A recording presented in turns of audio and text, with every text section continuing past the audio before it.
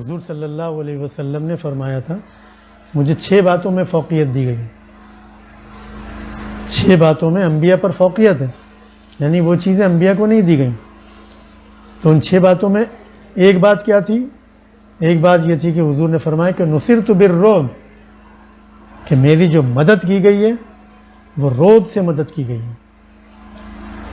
یعنی مجھے اللہ تعالیٰ نے ایسی طاقت اور ایسی ہیبت اور ایسا جلال عطا کیا ہے کہ جو دہشت گرد ہیں، جو بدماش ہیں، جو ظالم ہیں، جو حقوق غصب کرنے والے غاصب ہیں، جو مجرم ہیں، ان لوگوں پر رعب طاری ہو جاتا ہے، ان پر دہشت طاری ہو جاتی ہے. تو یہ حضور صلی اللہ علیہ وسلم کی خاص خصوصیت ہے، اور حضور کے صدقے میں امت مسلمہ میں یہ بات آئی ہے جو حضور کا کلمہ پڑھنے والے ہیں کہ وہ جب اٹھتے ہیں تو بڑے بڑے دہشت گردوں پر رعب طاری ہو جاتا ہے.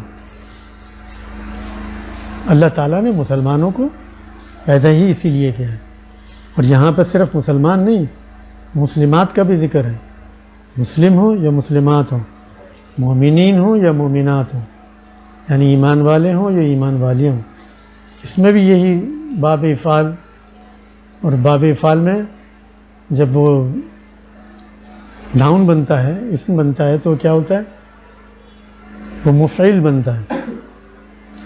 یعنی جیسے افلاس ہے، افلاس کا مطلب کیا؟ غربت. تو جب وہ اسم بنے گا تو وہ کیا ہو جائے گا؟ مفلس.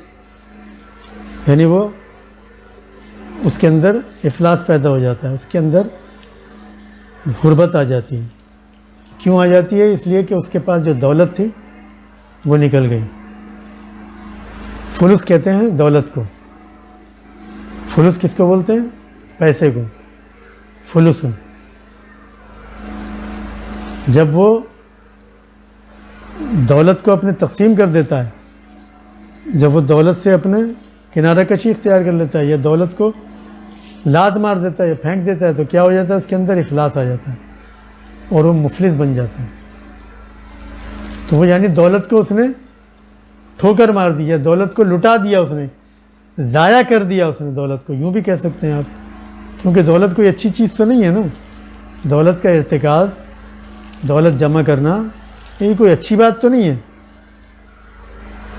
تو وہ جو دولت ہے، وہ اس دولت کو اگر کوئی ضائع کر دیتا ہے یا لٹا دیتا ہے تو اس کو بولتے ہیں وہ مفلس ہے.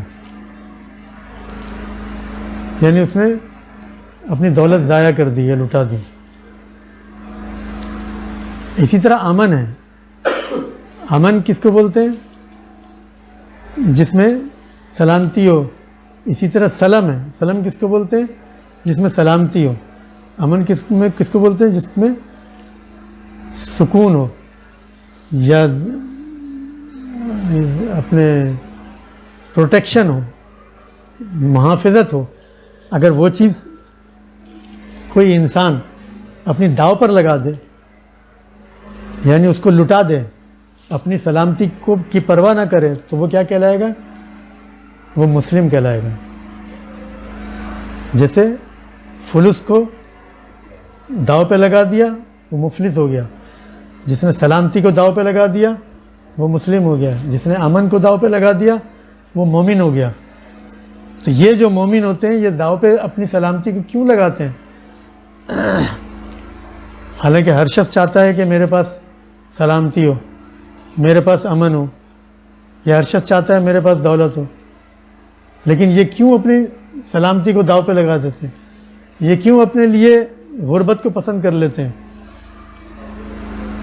حضور صلی اللہ علیہ وسلم جب حضرت خدیجہ رضی اللہ تعالی عنہا سے نکاح ہوا تھا، تو حضرت خدیجہ رضی اللہ تعالی عنہا اپنے ساتھ 52 ہاون دستے سونے کے لے کر آئی تھیں.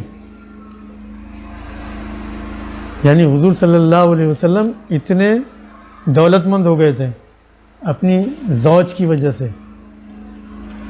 لیکن یہی حضور صلی اللہ علیہ وسلم کا عالم تھا کہ جب آپ کا وصال ہوا ہے، جب آپ نے رفیق اعلیٰ سے جا کر ملے ہیں، تو گھر میں جلانے کے لیے چراغ میں تیل نہیں تھا.